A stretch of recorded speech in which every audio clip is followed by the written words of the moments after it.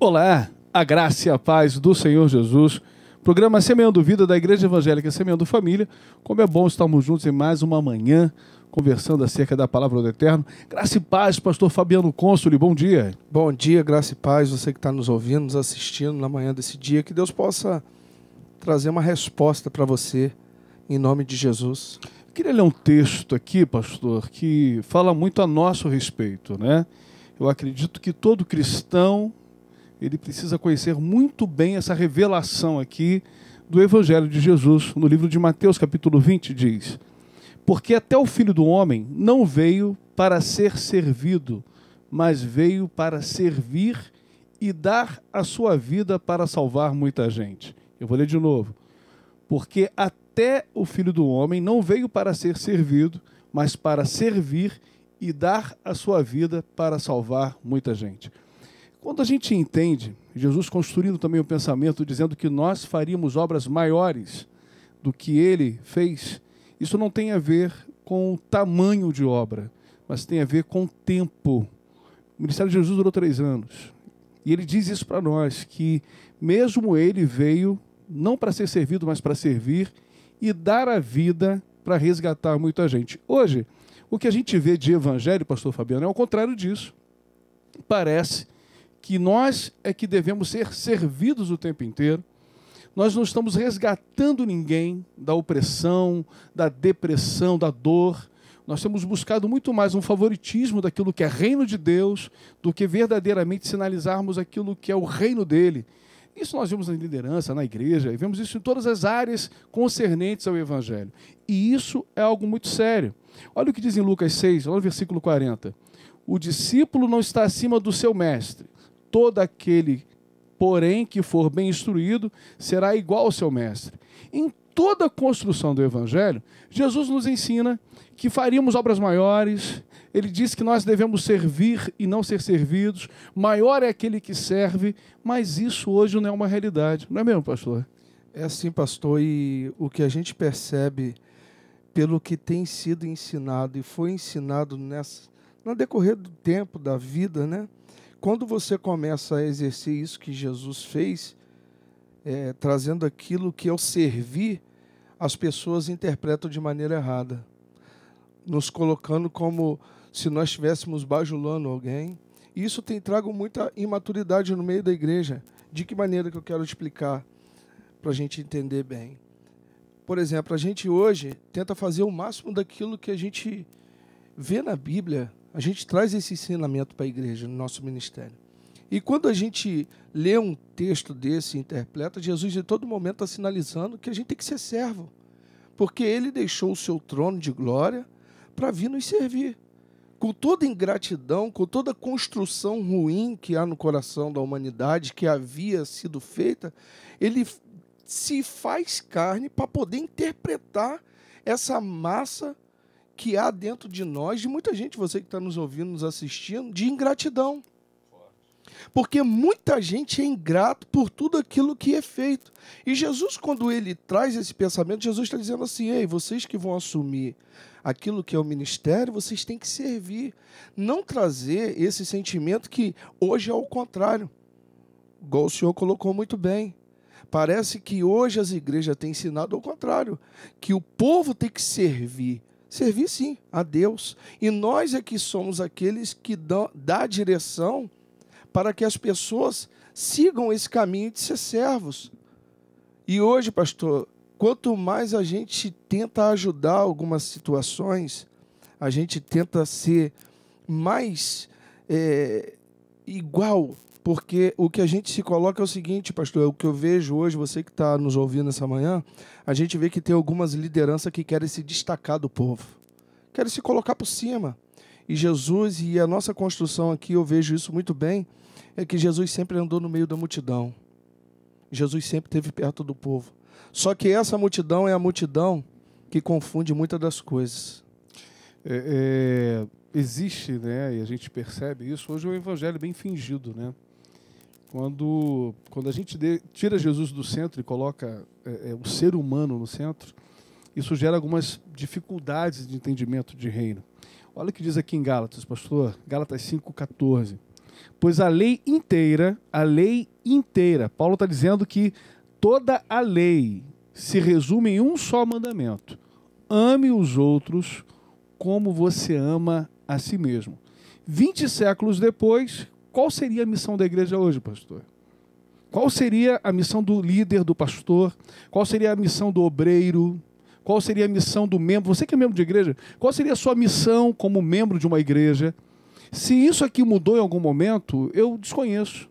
Porque, a bem da verdade, o que o diabo tem feito é implantar no coração de pessoas, inclusive as que se dizem ovelhas de um pastor, essa falta de amor com o outro e consigo. Porque a partir do momento que eu entendo que a lei inteira se resume em um mandamento, que é o amar o outro como eu me amo, eu preciso ver no outro essa imagem de um Cristo que serve. Porque a gente só consegue servir a quem a gente ama. E isso é interessante, né? Naquilo que você colocou, um Jesus que desce da glória, um Cristo que deixa o trono, que vem servir mesmo com todo o sentimento de gratidão, onde ele constrói, lá em João 5, quando todos está trazendo aquele discurso, né, interessantíssimo, e quando ele começa a dizer algumas coisas duras, as pessoas começam a sair da presença dele, e ele fala para os discípulos: vocês vão embora também não? E Pedro, para onde é que a gente vai se o Senhor tem palavra de vida eterna? Nesse sentimento de um evangelho genuíno hoje, a nossa realidade, desse amor, a gente vê perseguição de denominação, perseguição de pastor, pessoas que estão à nossa volta e sabotam aquilo que é reino, ficam articulando situações que nada tem a ver com essa lei, com esse mandamento, que é amar o outro como a gente ama nós mesmos, né, pastor? Pastor, isso aí é algo... Hoje eu acredito que não é impossível, mas eu posso dizer que é sobrenatural. Porque se você pegar aquele texto que diz assim também: ei, ame a sua esposa como Cristo amou a igreja. Ei, está dizendo assim, você tem que dar sua vida por ela. Hoje, é muito mais fácil eu tirar e mandá-la embora, colocar outra, porque ninguém aguenta mais ser confrontado. Porque quando Jesus começa a trazer aquela palavra de vida, o povo começa a se afastar, porque é uma palavra que traz o confronto. É uma palavra, se você pegar lá em Marcos 10, 17, que fala do jovem rico. Ei, aquele rapaz era um ensinador, ele era um dos mestres da sinagoga. Portanto que Lucas 18 diz assim: um dos ensinadores se aproximaram-se de Jesus. E Jesus falou assim: vá. Ele falou assim para Jesus: o que eu preciso fazer para me herdar a vida eterna? Jesus falou: vende tudo que você tem. Ame o seu próximo como a ti mesmo. Honra o teu pai e tua mãe. Ele falou: não, isso tudo eu faço e ensino. Aí Jesus: então vende. Porque Jesus está revelando para ele onde que está o coração dele. O coração dele não está no ensinamento, mas está no tesouro terrestre. E tem gente que o coração está longe de amor. Bota uma capa, um evangelho fingido. Longe de amar alguém, longe. Mas colocam aquilo ali, fazem um fake, uma fantasia, simulam algumas situações, sabe para quê? Mas verdadeiramente, Deus revela onde é que está o coração dele. A Bíblia diz que aquele jovem sai da presença, a Bíblia diz que aquele jovem sai da presença de Jesus entristecido, porque Jesus não estava dizendo que era para ele botar tudo fora. Acredito eu, pastor, que se Jesus falasse para ele assim: vai e vende, não vou vender. Jesus fala: não, pode vir comigo. Porque Jesus, na realidade, traz a cura, sinaliza para ele: olha o seu coração e olha onde está o teu trono. Então isso é o grande perigo hoje, na nossa realidade, na nossa vida. E isso traz para nós mesmos, você que está nos assistindo, nos ouvindo, que a gente tem que se policiar 24 horas. Pelas falsidades, pelas perseguições que muitas das vezes nós mesmos servimos. E isso serve para que esfrie esse amor dentro de nós, para que crie uma resistência. E quando a gente traz esse policiamento e a gente tem uma vida com Deus e Deus nos revela, você imagina o sentimento de Jesus agora, quando desce do Getsemane e encontra Judas. Jesus sabia a dor da traição, abandonou o amor, pastor, por 30 moedas de prata. E o discurso dele foi interessante em alguns momentos, né? Lucas 22, olha o que Jesus diz aqui. Os apóstolos tiveram uma forte discussão sobre qual deles deveria ser considerado o mais importante. Então Jesus disse: os reis deste mundo têm poder sobre o povo. Os governadores são chamados de amigo do povo. Mas entre vocês não pode ser assim. Pelo contrário, o mais importante deve ser como o menos importante. E o que manda deve ser como o que é mandado. Quem é o mais importante? É o que está sentado à mesa para comer ou o que está servindo? Claro que é o que está sentado à mesa. Mas entre vocês, eu sou como aquele que serve. Pastor Fabiano, quando a gente constrói, né, um menino que chega para Jesus e faz algumas perguntas e Jesus identifica dentro dele onde é que estava o tesouro do coração, e esse confronto, né, onde é que está esse amor seu, está no dinheiro.